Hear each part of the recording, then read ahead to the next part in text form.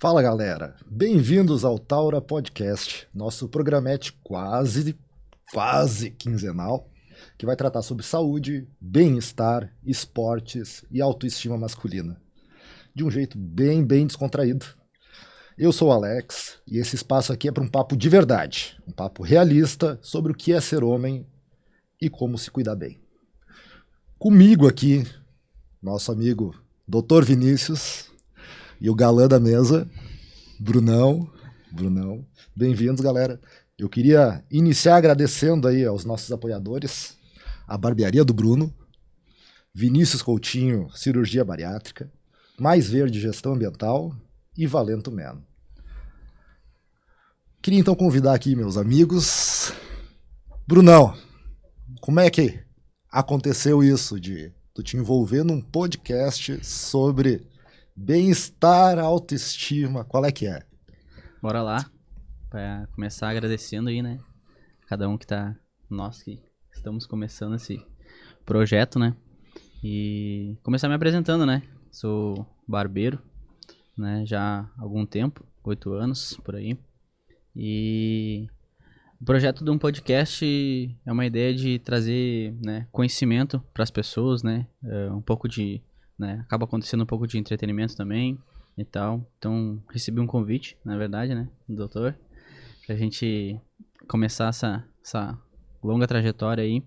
E através do podcast a gente conseguir falar um pouco, descomplicar, né, da parte dele a saúde, né, masculina, da minha parte a beleza masculina também. Mas topei já logo de cara a ideia, achei muito legal, né? A gente poder falar sobre isso mais abertamente, poder falar sem edições, sem nada, a gente conseguir trocar uma ideia legal e saber aí o que é melhor, né?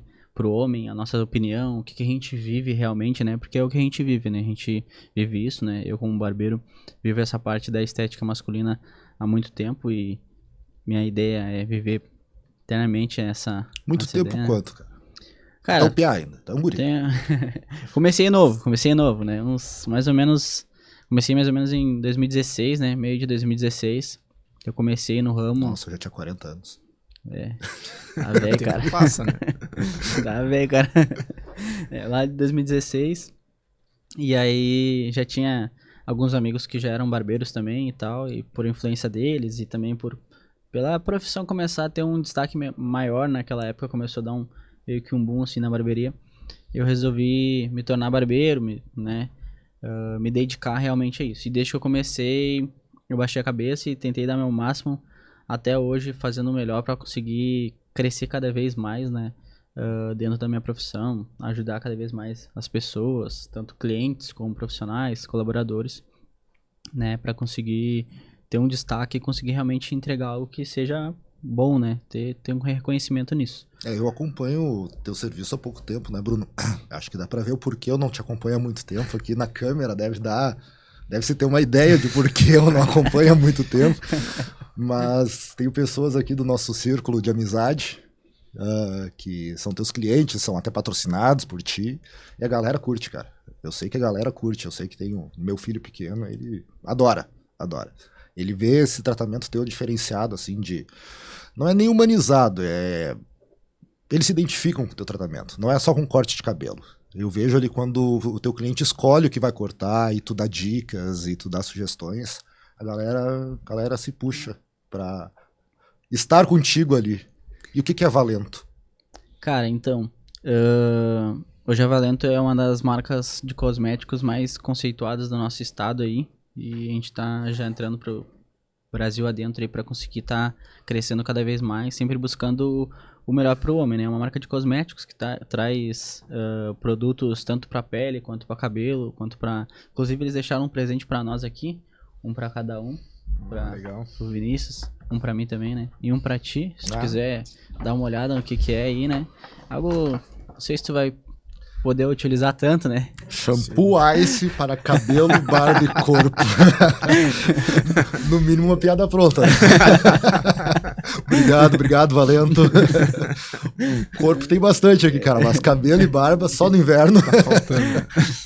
Mas é interessante também, porque o shampoo, ele é como falou, né? Pra pele, pro corpo. Então mesmo que tu, né, use aí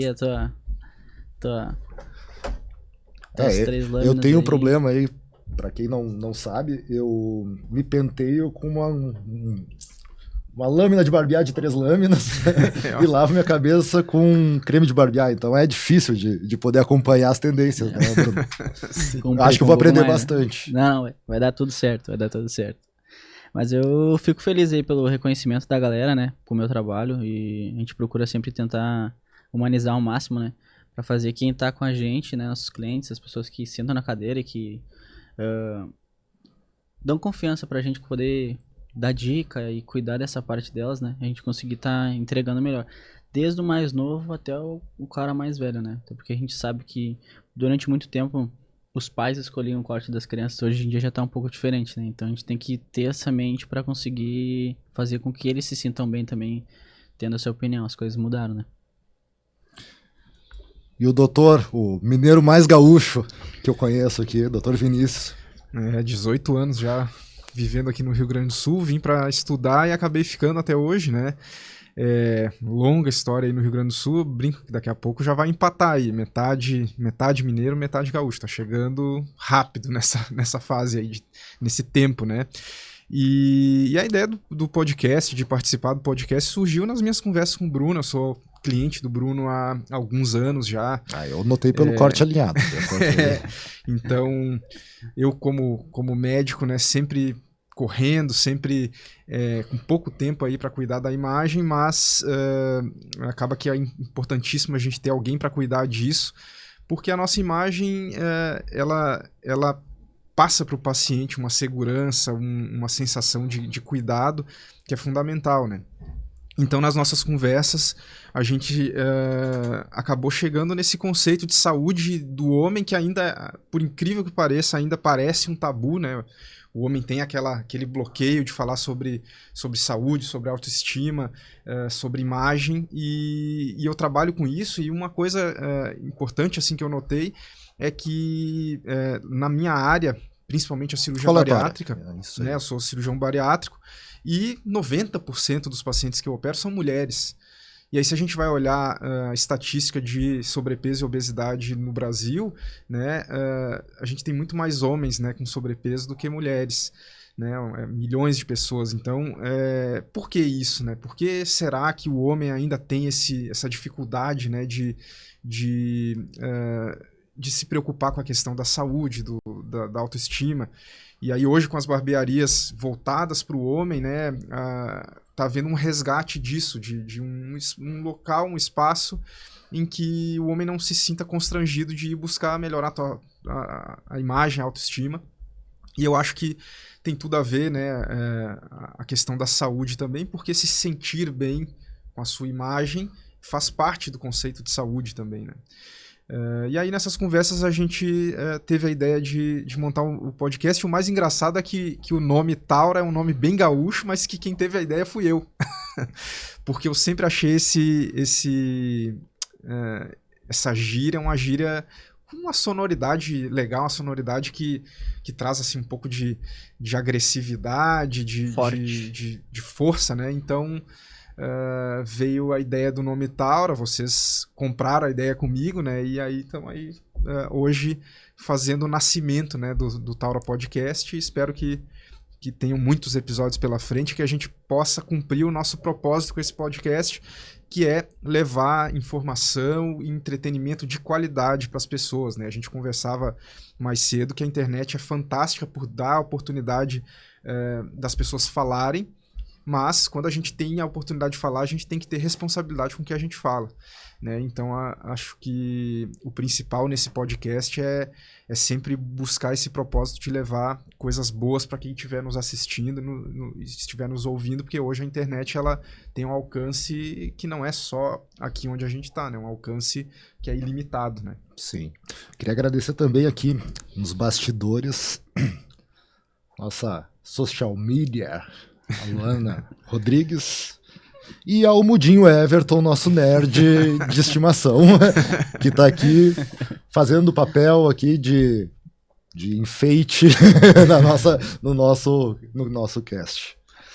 Eu tenho uma pergunta para vocês. Eu já entendi que o idealizador do podcast foi o doutor, tu buscou e comprou a ideia, mas e por que eu? Ah, essa é uma pergunta boa. Boa demais, né? Muito boa, porque assim, né, eu e o Bruno, nós somos tímidos, né, assim, falar e ter essa eloquência para falar não é uma coisa tão fácil, apesar de que a gente vai ter que, né, cumprir essa missão aqui, né, Bruno? E a gente, com certeza, e a gente pensava em alguém tem que ter um apresentador, tem que ter alguém que seja a cara do podcast, né? Tem que ter alguém que consiga transmitir essa imagem que a gente quer, né? Que é uma imagem, né, do homem com um cuidado com a saúde, com a autoestima. E aí, nas nossas conversas, surgiu o teu nome porque tu é nosso professor de jiu-jitsu, tu tem uma família que vive no jiu-jitsu, vive no tatame, e tem uma história que também envolve saúde, envolve até mesmo a minha especialidade. Então, por isso é que a gente resolveu te convidar. E aí o Bruno gostou também, conversando contigo, e com 2 segundos de conversa tu já tinha 38 ideias diferentes para colocar em prática, então, né, achamos que era o apresentador ideal aí pro podcast, né? Não sei o que o Bruno pensa sobre isso também. Na verdade, a gente conhecia há muito pouco tempo, né? Em pouco tempo a gente se conhecia, né? E o Vinícius veio com a ideia do podcast e tal. E aí, quando a gente começou a pensar em pessoas que teriam que ser apresentador, a gente precisava de alguém que passasse uma imagem forte, no sentido que não perdesse o intelecto também, porque é muito fácil alguém que é muito forte, muito bruto, perder esse intelecto e não saber conversar. Então, a força moral é importante também, né? Exatamente. Então, dá pra se dizer que não era tão fácil assim, né, escolher alguém. Mas, ao mesmo tempo, quando ele chegou com o teu nome, eu não te conhecia tão, né, bem como a gente se conhece já agora, mas deu pra ver bem a forma como tu fala, a forma como tu se posiciona aqui, lá no tatame, com a galera, onde tu tá conversando. Deu pra entender muito bem que faria todo sentido que fosse tu, e também teu arquetipo também colabora pra isso, né? A gente conversou aquele dia, né? Quem não te conhece vai te olhar e vai... Bah, esse cara é rude ou é brabo, e aí depois que... Diz um ex-professor de jiu-jitsu meu, abraço, CC Rodrigo, que eu sou uma manteiga, hein? Só se for com ele, porque não é. Não estamos no mesmo treino, né, então. Não, definitivamente não. Não é o mesmo treino, tá? Vai ser estranho aí. Mas é exatamente isso, né? É aquele negócio, quem olha, né, de fora, não conhece, daqui a pouco tem uma imagem, e aí quando começa a conversar contigo, consegue ver que realmente é um cara... né? E o que tu faz é o elo de ligação entre nós, né? Todos nós aqui somos praticantes de jiu-jitsu, né? Cada um com a sua estrada diferente, né? Eu tenho aí uma história longa aí, mais de 20 anos, né? O Bruno agora começando a treinar, tu já tem uma história também que é um pouquinho mais longa, então é uma coisa que a gente tem em comum, é uma coisa que nos une, e tem tudo a ver com saúde do homem, né? Se a gente vai olhar na cirurgia bariátrica é a minoria, no jiu-jitsu é a maioria ainda, né? Apesar das mulheres hoje praticarem jiu-jitsu muito também, sem tanta carga de preconceitos que existia antes, mas o jiu-jitsu é um esporte que tem muitos homens, né, praticando, e isso acho que acaba que faz alinhava os nossos assuntos aqui e facilita com que a gente consiga ter uma conversa sobre coisas que nós temos de afinidade, né? Então, é um podcast que vai falar sobre saúde, vai falar sobre bem-estar, e a união disso tudo talvez seja o jiu-jitsu, né? Eu acho que quando vocês me convidaram, eu lembro que foi pedido uma indicação e foi quase unânime as 2 indicações que tiveram na academia. Essas 2 indicações foram pro meu nome, e aí a pergunta que veio foi: tu aceita? Tá afim de encarar? Eu disse, cara, vai ser muito, muito legal. E realmente eu me senti, eu disse nos nossos encontros ali, que eu sou meio a antítese disso aqui, né? Porque enquanto a gente fala de saúde pública, de obesidade na saúde pública, e tu me traz esses números que são alarmantes, eu sou o desvio da reta. Porque eu consegui fazer uma perda de peso considerável seguindo a cartilha clínica. Come de acordo, te exercita mais e tenha déficit calórico. Então foi isso, eu tive o meu emagrecimento, realmente. E no futuro a gente vai poder mostrar aqui, eu quero trazer algumas pessoas para conversar sobre isso na sequência, né? E da mesma forma, eu não sou um cara vaidoso. Eu não tenho esse nível de vaidade. Eu mantenho a barba aparada, meio cotoco. Me considero meio ogro também. Me considero meio ogro para isso. Dou aula de jiu-jitsu, me encantei pelo jiu-jitsu durante a fase de emagrecimento. Tá? Hoje a família realmente faz, até minha esposa passou a fazer agora, mais nova faixa branca da equipe. Tá? E realmente, para mim foi muito legal o convite, eu agradeço realmente por vocês terem aceitado os meus devaneios, né? E eu tenho mais uma pergunta para ti, Vini. Ou vou te chamar de doutor? Eu não sei, um dia eu vou te chamar de doutor, outro dia de Vini. Vini, tu veio do plantão? Se eu fosse o Paulo Musi, ninguém tava questionando o meu scrub aqui, né? E chamar de doutor, chamar de Vini, isso é até engraçado porque, bom, eu vou fazer 38 anos, eu tenho 12 anos de formado já, e é impressionante como nos lugares em que eu trabalho, talvez pela a minha postura, né, as pessoas sempre têm uma maneira descontraída de falar comigo, assim. Esses dias eu tava... os doutorandos do curso de medicina da Fevale, né, passam comigo ali no Hospital Sapiranga, e teve um grupo que me chamava de Vini, e eles têm 20 anos, 20 e poucos anos, e aí eu achava engraçado porque eles se sentiam à vontade de me chamar dessa forma, porque eu não crio barreiras, né? Eu acho que o médico... Não limitou o acesso, né? De jeito nenhum. O médico moderno, ele tem que fazer o contrário, ele tem que simplificar a linguagem. E eu falava para um deles uma vez que era o seguinte, né? Quando o paciente não entende o que o médico falou, a culpa é do médico.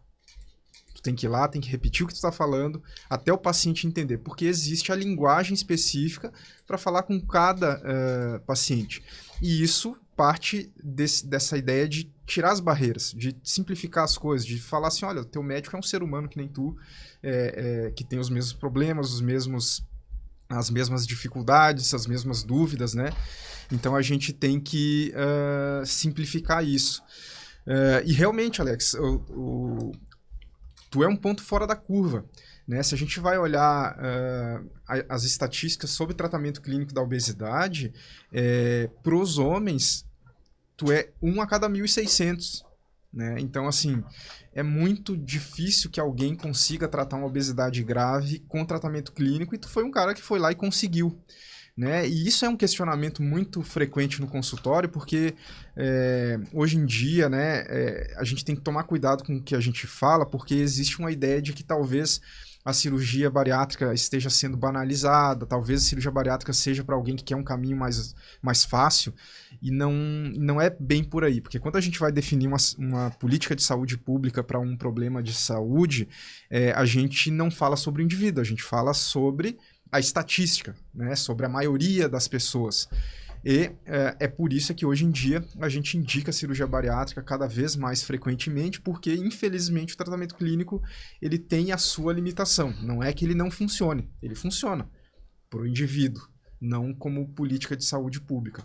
Para vocês terem uma ideia, no último levantamento de 2023, agora ano passado, a gente não chega a operar 1% dos pacientes elegíveis para cirurgia bariátrica. E aí, se a maioria dos pacientes que a gente opera são mulheres ainda, vocês imaginam quantos homens que deveriam fazer cirurgia bariátrica, que já estão, né, batalhando nesse tratamento que tu fez sem sucesso aí 2, 3, 4 anos e que não procuram atendimento, né? Quantas pessoas morrem por causa disso? Então, essa é a nossa reflexão do dia a dia, e te ter aqui provoca essas discussões, provoca essa reflexão, né, de entender que tudo bem, o Alex conseguiu fazer o tratamento clínico, mas e o que a gente faz pelos outros que não conseguem? Né? Então isso é bem interessante. Né? E eu até fiquei com uma dúvida, né, quando a gente começou a falar agora nisso, né, eu nunca fiz essa pergunta pra ti, mas tu nunca, naquele momento que tu tava mais obeso, tu nunca chegou a considerar? Ou chegou a considerar? Cara, assim, ó, eu fui obeso muito tempo. Eu considero que foi uma obesidade cultural. O que para mim é obesidade cultural? Todo mundo falava de obesidade genética porque tinha tendência na família. E eu comecei a ver que meu hábito era errado. Meu senso crítico era errado. eu agia de tal forma que eu culpava os outros pela minha obesidade. Eu dizia para minha esposa assim, não compra chocolate porque eu preciso emagrecer. Ela olhava para mim e me dizia, Alex, quem tem que emagrecer é tu, é só tu não comer. Mas não é tão simples, gente. Tu precisa fazer toda uma troca de setup mental para que a gente consiga mudar. O grande problema é mudar. E aí, quando eu comecei o processo de emagrecimento, que ele foi meio drástico. Primeiro acharam que eu estava com câncer, depois acharam que eu estava com AIDS. A senhora que trabalha lá em casa uma vez por semana, inclusive ela está mais tempo que eu lá em casa, ela entrou antes que eu. Beijo, Alice. Ela não me reconheceu. Bruno, ela não me reconheceu o dia que eu passei correndo por ela. Ela estava de bicicleta e eu passei correndo, ela não me reconheceu. E ela vai semanalmente lá em casa há 18 anos. 19 anos. Tu entende? Mas foi drástico, então? Foi secar, foi mudar. Tem gente da antiga, meus colegas de segundo grau, que a gente fez um encontro 2 anos atrás, que se espantaram, que da última vez quando me viram, eu pesava 130 quilos, tinha cabelo e não tinha barba. Ah, foi um encontro há 30 anos atrás? Não foi um encontro há 30 anos atrás, foi há 15. É bastante coisa? É bastante coisa. Mas... É uma mudança drástica também. Mas os meus colegas que a gente se encontra anualmente também não me reconheceram. O dia que eu cheguei, o dia que eles chegaram lá em casa, na verdade, o que eu fiz? Eu emagreci e eu me prometi o seguinte, que se eu baixasse, eu precisava chegar abaixo de 100 quilos, eu tinha que diminuir de 3 dígitos a balança. E aí o que eu fiz? Eu consegui alcançar isso e eu fiz um rodízio de pizza em casa. E convidei a galera. Legal. E perguntei pro meu nutricionista aí, posso comer? Ele disse, cara, faz o teu dia do lixo, te atira. E eu não vou esquecer. Eu vou até dizer o nome dele, Everton Botega. Te quero aqui, Everton, ainda. Quero conversar contigo aqui, ó, na minha frente, tá, Everton? E ele me disse, te atira. E eu perguntei pra ele, e beber, eu posso? Eu já tava quase 1 ano sem beber. Posso beber, Everton? Frio, maio, vinhozinho? Pode sim, 180 ml por dia. Qual foi a minha estratégia? Tudo depende de estratégia, né? Qual foi a minha estratégia? 180 ml às 5 para meia-noite, 180 ml à meia-noite e 10. Então foi 360 ml numa janta, mas foi 180 ml em cada dia. Certo? Então, mas por incrível que pareça, eu achei que eu ia me atirar dentro das formas de pizza e eu não comi. Eu comi 3 fatias. Eu comia 23, 25. Os teus amigos te acharam diferente não é porque tu emagreceu, né? Obesidade é uma doença multifatorial, né? E quando a gente fala essa palavra multifatorial, ela parece ser meio abstrata, assim. Mas trazendo isso para a realidade, o paciente ele não é obeso porque ele come pão, ele não é obeso porque ele come doce, ele não é obeso porque toda a família é obesa e aí tem a carga genética, ele não é obeso por um motivo só, ele é obeso por tudo isso junto. Então, como que uma doença que tem N motivos, genética, comportamento, né? Se a gente vai olhar o que a gente assiste na TV faz a gente caminhar para a obesidade, né?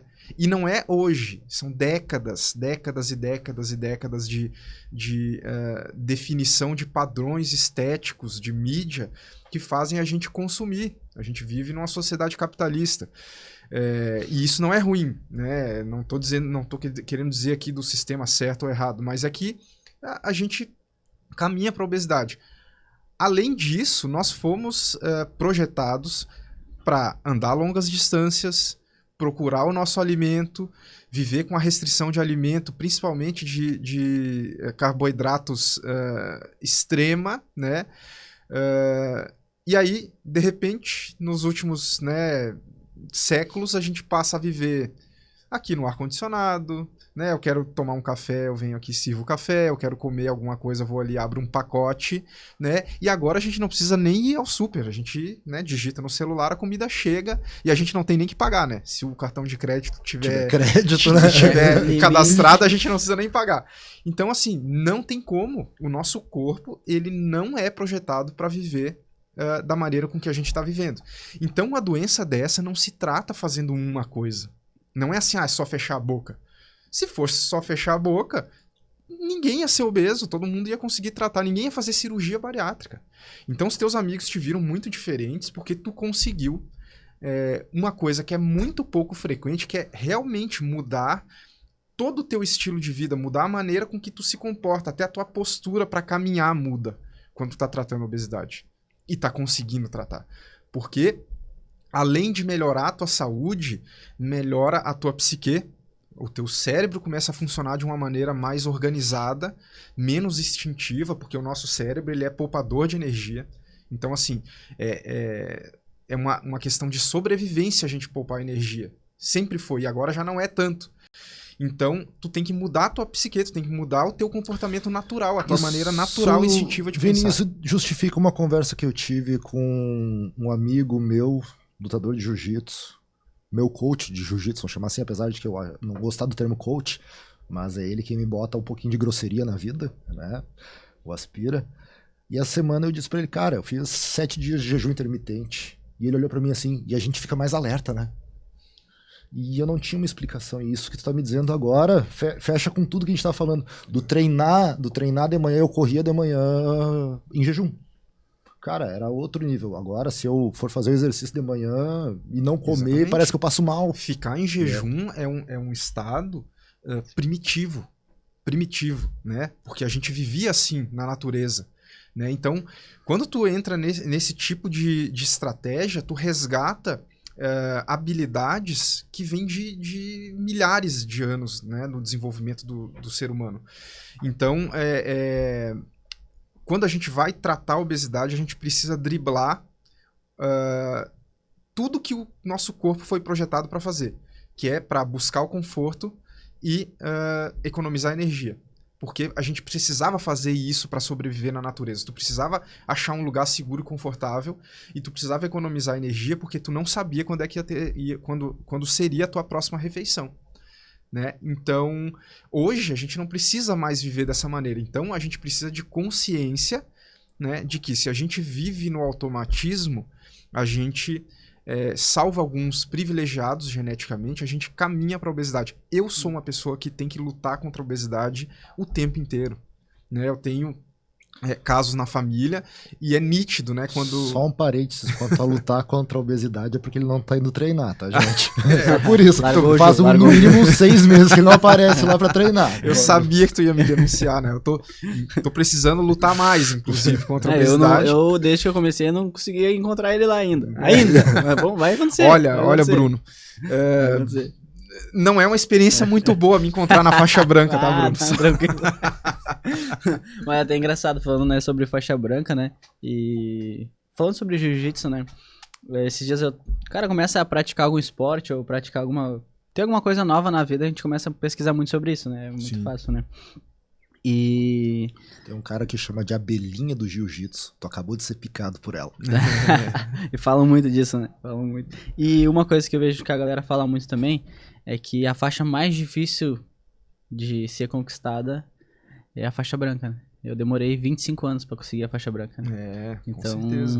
É uma coisa que... E depois que o cara pega, daí que realmente muda. E o meu contato com o jiu-jitsu não é tão recente, né? Já faz um tempo, né? Que eu tenho contato, só nunca tive oportunidade também, nunca tomei, né, ação, né? Iniciativa, então, né? Nunca tomei iniciativa. A primeira vez que eu tive contato foi lá onde eu morava, em Porto Alegre, né? Num bairro lá de Porto Alegre. A galera fazia uma vila lá. Tinha um cara que era faixa preta e começou a dar aula pra gurizada meio socialmente mesmo. E aí começou a gurizada a gostar, todo mundo encheu uma turma. Só meu pai nunca deixou ir. Mas faz parte, nunca deixou. E depois comecei a atender clientes também. Quando virei barbeiro, comecei a atender muitos clientes que já treinavam. O jiu-jitsu até... Esse jiu-jitsu como um esporte de pessoas de bem, né? Como o esporte sendo utilizado para poder construir caráter, isso é recente, né, Bruno? Na época que eu comecei a treinar, jiu-jitsu era coisa de marginal, de gente que queria sair para brigar em festa. Quando é que tu começou a treinar, Vini? Eu comecei a treinar jiu-jitsu lá pelos anos de 2003, 2004, 2003, Então tu já é 2004. faixa coral, né? Deveria ser, né? Deveria ser. Hoje, Vai hoje pegar na ferida. hoje é natural, né? Um empresário que nem o Bruno treinar jiu-jitsu, né? É uma coisa que se espera de alguém, de um homem que seja bem sucedido, que tenha uma linha reta assim de conduta moral. O jiu-jitsu ele faz parte disso, ele forma caráter. E eu concordo quando tu disse que a faixa mais difícil é a branca, por causa daquilo que a gente estava falando, a gente busca o conforto. Sim. E o jiu-jitsu é o contrário disso, a gente Exatamente. busca o desconforto, a gente busca se colocar numa situação de desafio, de ficar ali subjugado pelo oponente, Exatamente. né? E tu tem que sair dali de baixo, e tu tem que respirar, e tu tem que não passar mal, tu tem que não ser finalizado, então isso acaba criando uma mentalidade diferente, né? O jiu-jitsu é uma ferramenta importantíssima para o treinamento para a vida. Não é para emagrecer só, não é para nossa profissão, é um treinamento para a vida, é a buscar o conforto no desconforto. Né? Então isso era uma das coisas que eu ia comentar. Até nisso eu sou diferente de vocês, né? Apesar de ser o mais graduado, eu comecei com 40 anos. Eu já comecei Master. Eu já entrei Master 2, para ser verdade. Né? Enquanto vocês entraram Kids e adulto no Jiu-Jitsu, eu já comecei Master. Tá? Então, por favor, reverencie o Tato aqui. Que... Não é fácil. E comecei, e vou dizer que comecei o Jiu-Jitsu atrelado ao emagrecimento. Mas não para emagrecer, eu já tinha emagrecido. O que acontece? Eu estabeleci uma meta no meu emagrecimento que era poder correr 3 km. Tá? E foi muito fácil alcançar isso no momento que eu estava focado. Né? Eu caminhava de madrugada, eu dava um piquezinho, aí o joelho doía, claro, 130 quilos em cima de um joelho humano, com o impacto numa rua irregular, a rua da minha casa era de bloco, era complicado. Só que nesses 125 dias do meu primeiro emagrecimento ali, que eu baixei mais de 20 quilos, tá? Eu alcancei 10 quilômetros de corrida. Em 4 meses eu consegui correr 10 quilômetros. E aí o bastão subiu, né?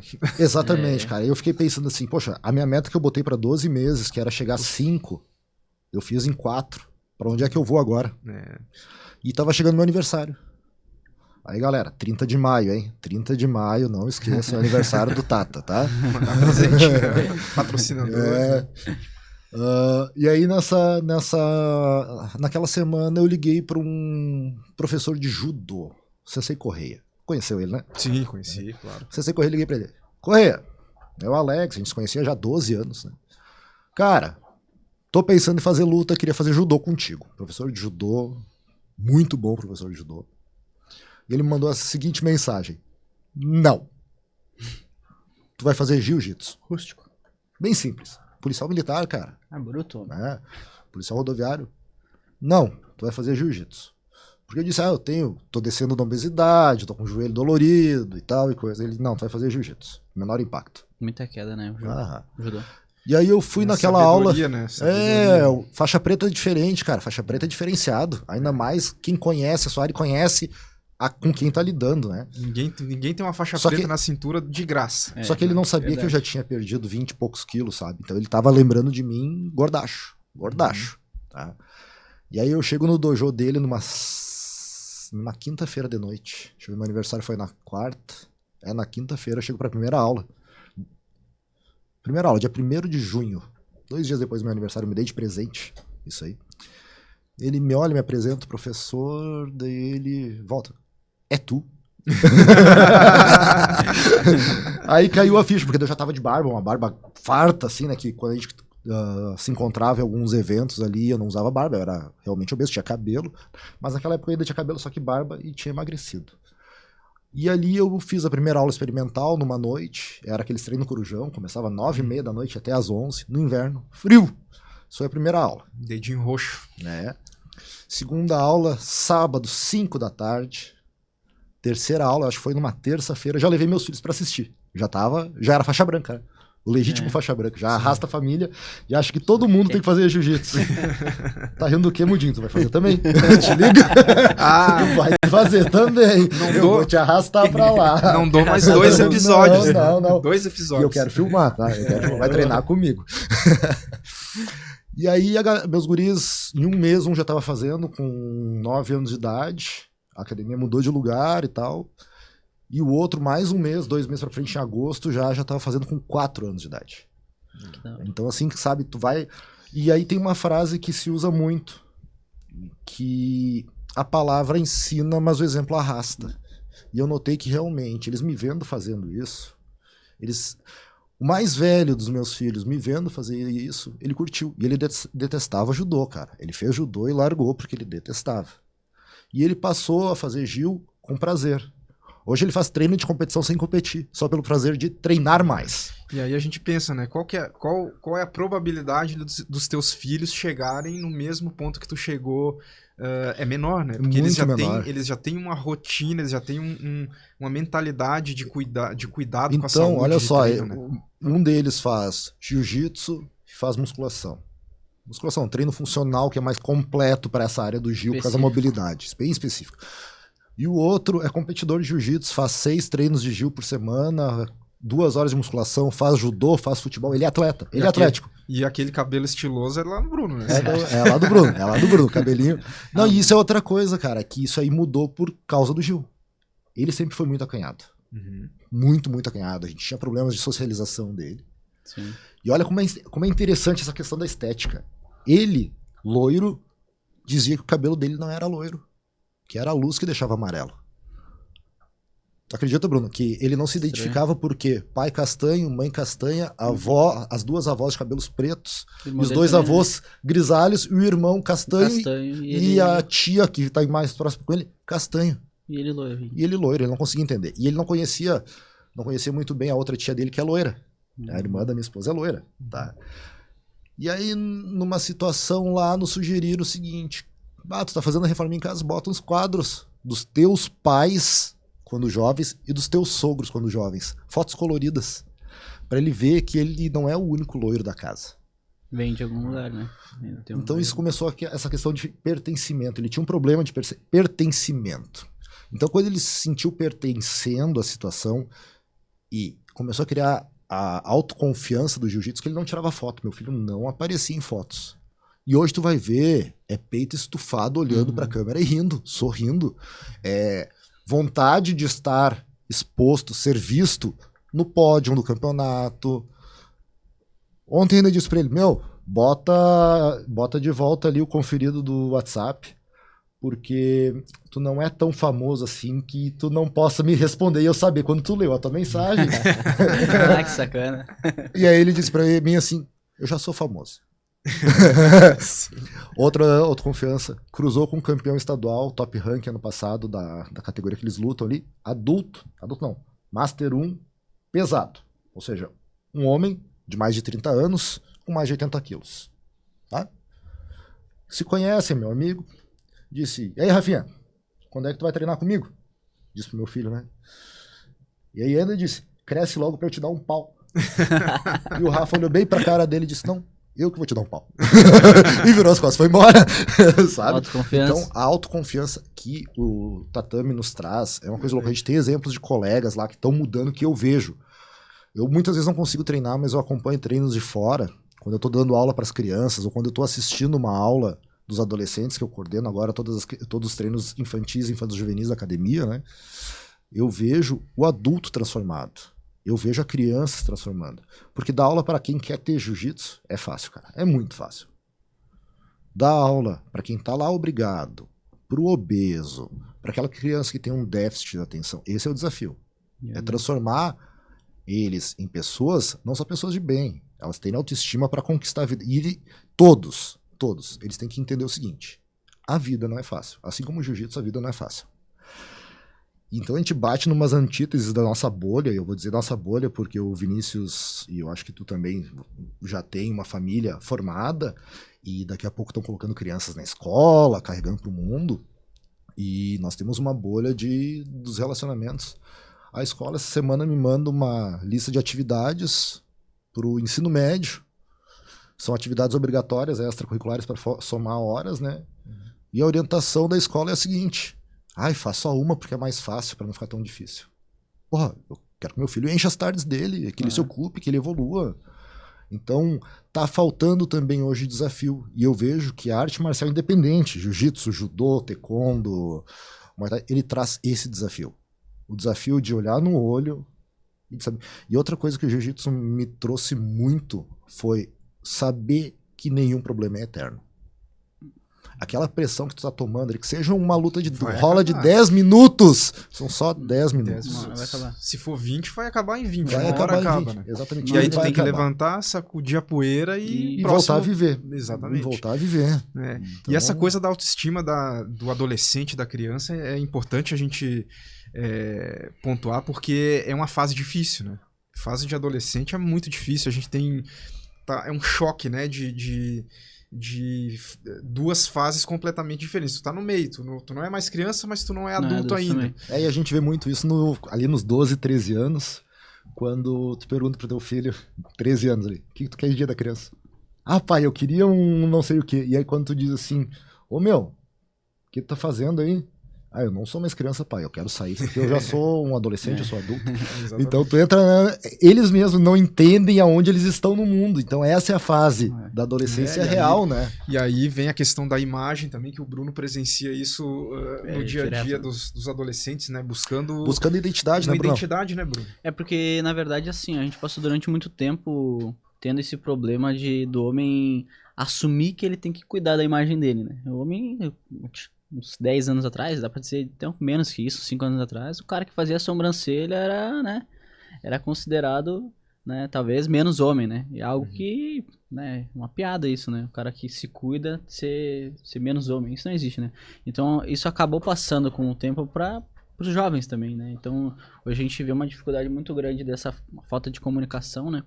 Então, foi uma das coisas que também eu pensei de um tempo para cá, né? Foi uma das coisas que a gente começou a trabalhar muito com os jovens, a atender muito esse público, e é o público né? que mais te segue É o público que mais me segue, né? A gurizada, é os jovens, é o que mais engaja, mais comenta nos vídeos, mais quer saber, né? A gurizada, ela sabe hoje em dia ela sabe que corte ela quer, o que ela quer fazer, quantos dedos de cabelo ela quer tirar. Eu notei que agora o corte tem nome e tal. Tem nome. Antigamente era, vai lá e corta escovinha, corta E já zero era. e corta a juruna, né? Antigamente eram os pais que levavam os filhos, né? Hoje em dia tem muito exemplo que é os filhos que levam o pai. Aqui é um exemplo, ó. É o Rafa que levou o Alex lá. Mas né? eu não corto Então, cabelo, tá, gente? No verão. No verão. Então a gente vê essa mudança, né? E a gente ali, como profissional, entende que também a gente tem um papel muito importante nisso, né? Porque a criança, ela vai cortar, daqui a pouco ela tem uma falta de comunicação ali, que daqui a pouco ela tá meio inibida, ela não sabe o que fazer, ela não sabe o que escolher, às vezes ela sabe, mas ela tem vergonha de dizer, entendeu? Às vezes ela quer fazer uma coisa que o coleguinha tá fazendo também e ela não sabe como dizer, ou às vezes ela tem medo de fazer alguma coisa e ser Eu tenho essa taxado, situação em assim, casa, sabe? Bruno. Primeira vez que meu filho resolveu mudar o penteado, Uhum. foi pra ficar mais loiro, ele platinou, né? Aham. Loiro e ficou mais loiro, aquele cabelo estiloso que tu falou ali. Sim. Cara, eu lembro quando ele chegou pra mim assim, pai, eu tô pensando, e acanhado assim, pai, eu tô pensando em platinar meu cabelo. Eu disse, bora, quando é que nós vamos marcar isso? Já é. Mas aí sabe assim, opa, não tem preconceito aqui, Sim. bora, vamos fazer. E aí já foi marcado, a mãe Legal. levou, porque era horário comercial e tal, foi feito uma vez, o colega também já fez, já começou a gerar aquela identidade de grupo, e não foi pro jiu-jitsu, foi pro futebol nesse caso. Sim. Foi apreciar futebol, ver os jogadores, e Neymar muda cabelo, e assim E é uma vai, coisa né? que ele desbloqueou, né? Então hoje daqui a pouco vai chegar um final do ano, que é onde a gurizada mais platina o cabelo, vai chegar ali, tu vai falar pra ele, tá, tu vai querer platinar esse cabelo? Ele vai falar, bah, não. Ele já desbloqueou esse negócio de, sabe? Ele já foi lá, já experimentou, ele já sabe viu que que não não- é aquela coisa, aquele Então, monstro, quando né? eu apareci a primeira vez com a cabeça raspada, que eu fui raspar na barbearia porque ia dar muita sujeira em casa, né? E ele chorou, cara. Ele chorou, meu outro filho bateu porta. Que isso, tu ficou horrível e não sei o quê. Rapaz. E eu disse, cara, cabelo cresce, velho. A minha esposa clareou o cabelo um dia lá e eles ficaram chateados com ela porque ela mudou o cabelo. É, porque Então, assim, a imagem de vocês é uma coisa muito marcada pro filho, né? exatamente, tu tem uma... E assim, meu pai é aquele ser fixo que tá ali. É o meu pai É tá o chão sempre deles. presente pra mim. Ele é o meu apoio. se ele muda, será que algo mais vai mudar aqui? E foi isso que eu senti, viu? Isso é psique, não é uma coisa objetiva, né? Então, assim, a criança, o adolescente, ele tem as reações emocionais muito mais visíveis para nós, né? Então, assim, ó, tu teve uma leitura perfeita, né? Tu era o chão deles, pá, tô acostumado com meu pai ali, sempre daquele jeito. Aí tu chega completamente diferente, tu tá ali, tu não foi embora, tu vai continuar lá, teu cabelo vai crescer, tua barba vai crescer. Mas, lá no subconsciente deles, naquele momento que eles estão desesperados, tu não é mais a mesma pessoa. Eles se sentem, pá, cadê meu pai? Onde é que tá meu pai? Esse aí não é meu pai. Isso não é objetivo, né? E quando a gente vai falar de saúde e autoestima, tem muita coisa subjetiva, né? O adolescente que chega lá e não consegue escolher um corte de cabelo, não consegue decidir isso, tem muita coisa por trás, tem muita insegurança, tem muita falta de autoconhecimento, porque naquela fase a gente não tá pronto para ter autoconhecimento. Não, mas mesmo. não é só isso, cara. Eu vejo que não é estimulado a confiança da criança hoje em dia, Também, cara. Eu acho que é estimulado para que ela seja dependente de alguma coisa. Com certeza. Eu vejo, assim, entrevistas de emprego. Eu precisava de um biólogo lá para Mais Verde. Estagiário de biologia. Eu já tinha biólogo, eu precisava de um auxiliar para ele. Um técnico, alguma coisa. E aparece uma pessoa lá que é conhecida minha, que trabalhou comigo numa outra empresa. Vim te apresentar meu filho, ele é acadêmico de biologia.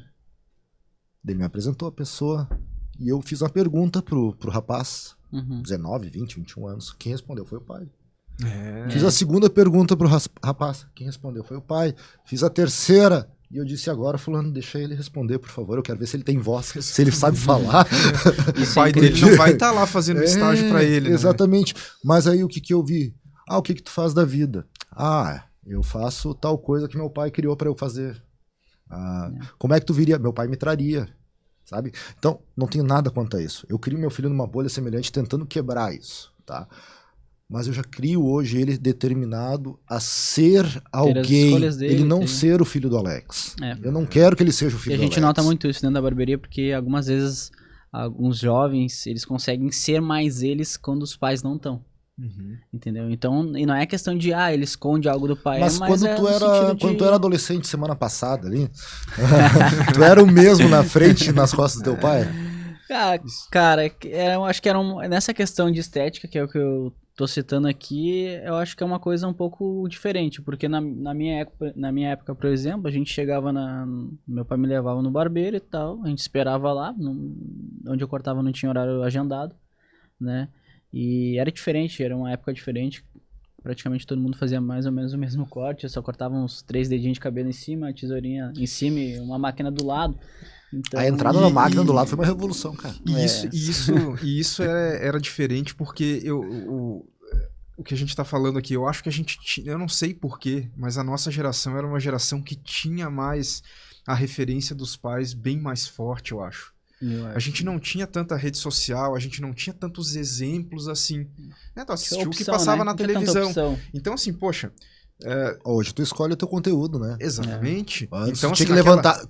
Na minha época, Vinícius, eu tinha que levantar pra trocar o canal. Não tinha o controle remoto que tu já pegou e não tinha o YouTube que tu já pegou. Exatamente. Então, assim, naquela época, a influência dos pais também, ela muitas vezes, dependendo do lugar onde a criança estava inserida, o adolescente estava inserido, talvez fosse a única referência. A maior influência era o pai. A maior influência era o pai, né? Então, assim, teu pai dizia, não, tu vai cortar o cabelo assim e tudo, e era isso. Não tinha muita discussão. Eu lembro meu pai dizer assim, eu quero que deixe a costeleta aqui, o corte assim, o corte assado. Hoje em dia... E era tão padrão que eu cortava mensalmente. Cortei mensalmente por 30 anos no mesmo lugar. Também? Quem aqui não foi no mesmo barbeiro a vida toda? E eu não precisava dizer qual era o corte. Não, chegava lá e... Até o estranho foi o dia que eu tava na adolescência e mandei raspar a cabeça.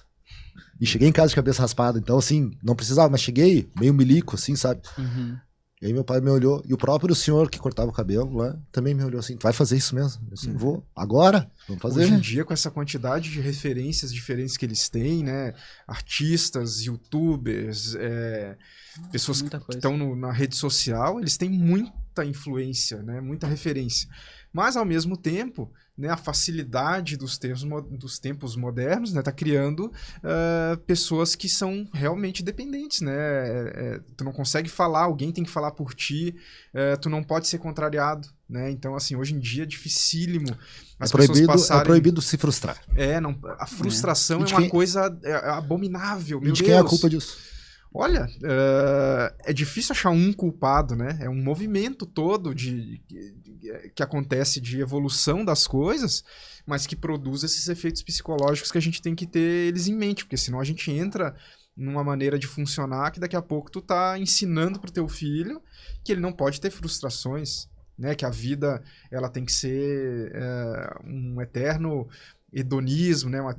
Um prazer eterno e a facilidade Eu acho que eterna. o esporte entra muito forte nisso, né? Muito. A criança começa desde pequenininho, né? Desde novo, já ter o contato com o esporte coletivo, principalmente, né? Por exemplo, o jiu-jitsu é um esporte coletivo, né? Tu treina em várias pessoas juntos, Eu né? considero ele um esporte individual de característica coletiva. É, porque exatamente. quem define o que tu vai fazer é tu. Mesmo que eu esteja gritando lá de fora pra ti, num campeonato, numa luta, tu faz ou não. É tua decisão. É verdade. E tu não depende de mais ninguém dentro do tatame, exceto de ti e do teu adversário. Aquilo que o teu adversário proporciona ou proíbe tu de fazer. Mas pra tu Acho que vai alcançar... moldar o caráter dele dentro desse esporte, Exato. é a convivência. aquela convivência Só coletiva nos que treinos. essa coletividade do treino é que traz a consciência, a disciplina, porque o cara acaba entendendo que sozinho ele não vai fazer nada. Ele não tem como treinar com travesseiro. Exatamente. Não existe jogo, não existe jiu-jitsu sem o adversário. Não tem. E é interessante isso que tu colocou, Bruno, porque tu treina com teu grupo meses pra ir pra uma luta de campeonato, por exemplo. Mas lá naquela hora, meu amigo, é tu. É tu e tu tem que fazer... O resto é torcida. Tu tem que fazer... E não vai ser fácil, porque tem do outro lado alguém que também tem um grupo de pessoas que moldou ele pra chegar lá. Então, assim, é um momento assim difícil que acaba moldando o teu caráter, né? Tu aprende que tu não vai chegar em lugar nenhum sozinho, mas na hora da luta tu tem que assumir a tua responsabilidade, porque ninguém vai fazer aquilo ali pra ti. E eu vejo essa questão do jiu-jitsu, e se fala muito da questão da resiliência, né? E eu, como químico, utilizo a resiliência ipsis literis dela, dentro do conceito dela, que é a capacidade de um corpo sofrer pressão e retornar ao estado original. E pro jiu-jitsu eu não vejo mais como ela se enquadra, porque hoje, se tu voltar pro estado original, tu não evolui. Tu é sempre aquele. Então eu chamo aquilo que tu falou, encontrar a paz, encontrar o conforto no desconforto. Ou seja, evoluir, né? E eu vejo, e enfrentar o pai, aquele pai careta, tipo eu, que não sou careta, mas que é como meu filho me enquadra. Pai quadrado, pai careta, não sei o que, o pai conservador. Chegar o filho com o cabelo colorido, ou ele chegar lá na tua barbearia e dizer assim, eu tinha vontade de fazer isso, mas eu acho que meu pai não vai gostar. Já aconteceu? Sempre acontece, né? Direto. Até com um simples risquinho no cabelo, uma coisa que vai sumir numa semana, isso acontece, né? Então, é uma das coisas que a gente trabalha, lógico, também respeitando os pais, né? Que tem a escolha, a responsabilidade sobre o filho maior, né? Mas é uma das coisas que a gente trabalha até pra ajudar eles, né? O que tu acha a gente ir? Vai perguntando pra ele o que ele acha, diz que tu, pensei em fazer um risquinho no cabelo aqui, pergunta pra ele o que ele acha que, né, como é que ficaria e tal, né? Se tu tem uma opinião que talvez tu ache que teu pai não vai gostar, né? Talvez tu começa a mostrar pra ele, não, mas isso é rápido, é uma coisa que, né? Porque geralmente as crianças e os jovens, eles fazem porque o colega tá fazendo, né? Então, achei legal porque o colega tá fazendo. Novamente pertencimento, né? Pertencer ao grupo, né? Pertencem ao grupo. Então, quando ele tá fora desse grupo, né? Ele começa a se sentir mal. Talvez ele vá fazer porque o pai não vai fazer porque o pai não deixa, mas talvez diariamente dentro da escola ele vai se sentir fora desse grupo, vai se sentir mais excluído. Então... Isso hoje é perigoso, né? Bem perigoso, porque pros pais, eu digo assim, ter esse tempero, porque, né, assim, o adolescente, ele se sente melhor quando ele participa de um grupo. Mas a gente tem que saber qual é o grupo que esse adolescente, que essa criança quer participar. Então, assim, tu como pai, eu sou pai hoje, né? Apesar da minha filha ter 1 ano só, mas eu já penso sobre isso, né? Tu lavou o pé dela domingo? Tu lavou o pé? Lavei. Não, é que ela começou a caminhar, daí a minha esposa postou uma foto assim, como dizer que o teu filho começou a caminhar sem falar nada. Daí era o pé dela preto, assim, caminhando por tudo. Mas assim, né...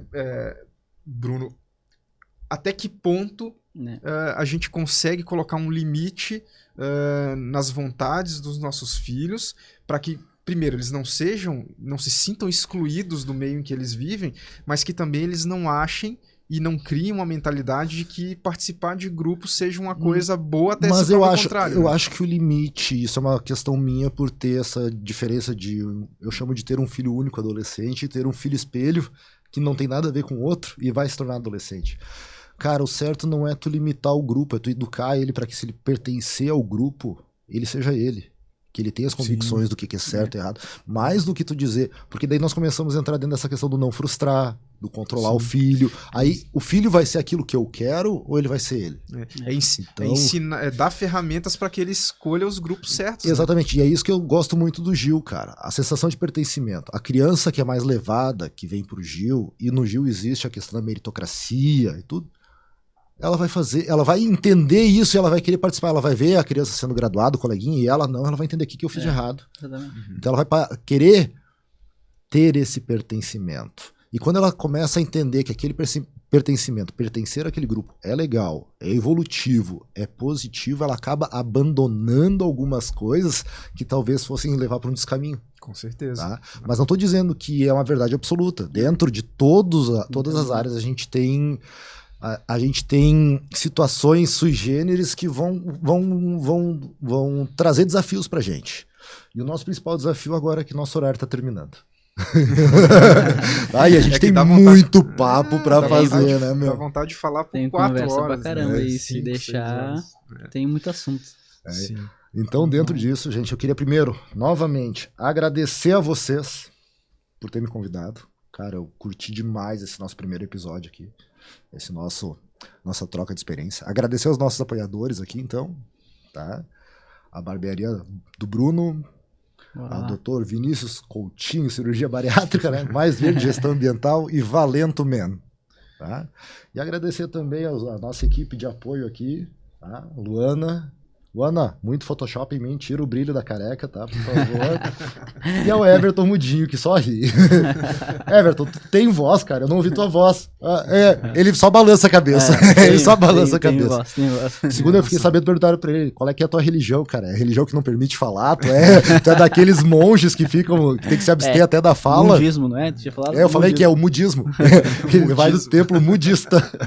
Galera, obrigado pela presença. Eu agradeço também por terem me chamado e até a próxima, espero que muito, muito, muito breve. Obrigado, pessoal. Também agradeço a parceria de vocês de entrar nesse projeto. Eu acho que a gente tem tudo aí para gerar coisas boas, né, para quem estiver nos assistindo, e vocês são amigos, né, é sempre muito agradável conversar com vocês, e agora transformar isso num podcast, né, materializar aí horas e horas e horas de conversa e troca de ideia, que dá vontade de ficar falando sem parar horas e horas e horas, né, e acredito que esse é o nascimento, né, do Taura Podcast, que tem tudo para ser um sucesso aí e muitos episódios pela frente. É verdade, queria agradecer também ao Vinícius pela ideia que, né, teve, me chamar, né, confiar em mim também no meu trabalho pra gente conseguir fazer isso junto. O Alex aí que encaixou mais que perfeito na ideia do podcast, né, então tá com vocês aqui também é uma realização muito legal, né. A galera também que tá nos assistindo, né, pedir pra galera comentar bastante, né, interagir bastante com a gente pra gente conseguir... A gente saber que tá no caminho certo. Saber que tá no caminho, pra gente saber o que vocês querem ver aqui, né, quem vocês querem ouvir, vocês podem inclusive comentar isso, né, quem vocês querem ver nessa mesa aqui conversando com a gente, pra gente conseguir trazer essa pessoa e tirar todas as dúvidas aí de todo mundo. Então segue a gente aí, galera. Nosso Instagram aqui, ó, Taura Podcast, tem um underline ali se alguém for procurar, ou no Vocetubo lá no YouTube, Taura Podcast sem o underline, tá? Realmente eu agradeço muito a audiência. Peço para vocês, compartilhem, enviem assuntos, críticas, dúvidas. A gente não tá certo em tudo, a gente não erra sempre, mas a gente tá aqui com vocês. E bora, até a próxima aí.